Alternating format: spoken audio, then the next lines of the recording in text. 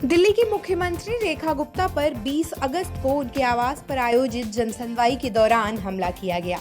इस हमले में उनके हाथ और सिर पर चोटें आई हैं। बताया जा रहा है कि लगभग 40 साल का एक व्यक्ति जनसुनवाई के दौरान मुख्यमंत्री के पास आया और उन पर हमला कर दिया। मुख्यमंत्री की सुरक्षा टीम ने तुरंत हमलावर को पकड़ लिया। उसके खिलाफ हत्या के प्रयास का मामला दर्ज किया गया है और साथ ही उस पर सरकारी कर्मचारी पर हमला करने और उनके काम में बाधा डालने का भी आरोप लगाया गया है। दिल्ली पुलिस ने मुख्यमंत्री रेखा गुप्ता पर बुधवार को जन सुनवाई कार्यक्रम के दौरान हुए इस हमले के मामले में हत्या के प्रयास का एफआईआर दर्ज किया है।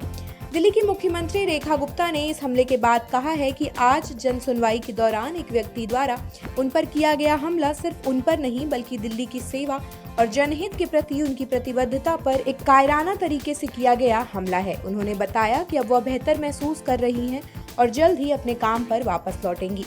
हमलावर की पहचान साकरिया राजेश भाई खीमजी भाई के रूप में हुई है, जो मूल रूप से गुजरात के राजकोट का रहने वाला है।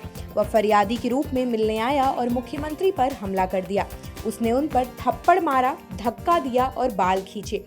इसके बाद सुरक्षा कर्मियों ने उसे काबू कर लिया। उसके हमले की असली वजह अभी साफ नहीं है।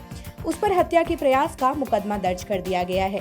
एक मंत्री ने बताया कि मुख्यमंत्री के हाथ और सिर पर चोटें आई हैं। शाम को उन्होंने इस पूरे मामले पर प्रतिक्रिया दी। इस हमले के बाद रेखा गुप्ता ने कहा कि स्वाभाविक है कि इस हमले के बाद मैं सदमे में थी, लेकिन अब मैं बेहतर महसूस कर रही हूँ। मैं अपने सभी शुभचिंतकों से अनुरोध करती हूँ कि मुझसे मिलने की चिंता ना करें। मैं बहुत जल्द आपके बीच काम करती हुई दिखूंगी। ऐसे हमले कभी भी मेरी आत्मा और जनता की सेवा करने की प्रतिबद्धता को नहीं तोड़ सकते। अब मैं और अधिक ऊर्जा और समर्पण के साथ आपके बीच रहूंगी।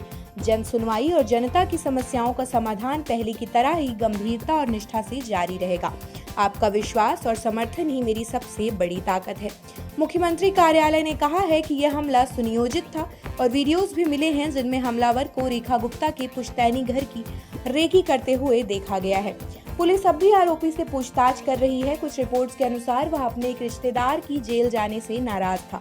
वह उसकी मां ने कहा था कि वह कुत्तों से बहुत प्यार करता है और सुप्रीम कोर्ट के उस आदेश से नाखुश था जिसमें दिल्ली एनसीआर के सभी आवारा कुत्तों को शेल्टर में भेजने की बात कही गई थी।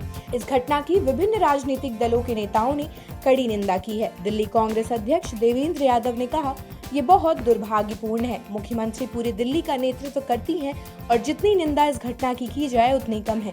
लेकिन ये घटना महिलाओं की सुरक्षा पर भी सवाल खड़ा करती है। अगर दिल्ली की मुख्यमंत्री ही सुरक्षित नहीं है तो आम आदमी या आम औरत कैसे सुरक्षित हो सकती है। जन सुनवाई के दौरान मुख्यमंत्री पर हुआ ये हमला इस बात को रेखांकित करता है कि जनता से सीधे संवाद करते समय जनप्रतिनिधि कितनी असुरक्षा और चुनौतियों का सामना करते हैं।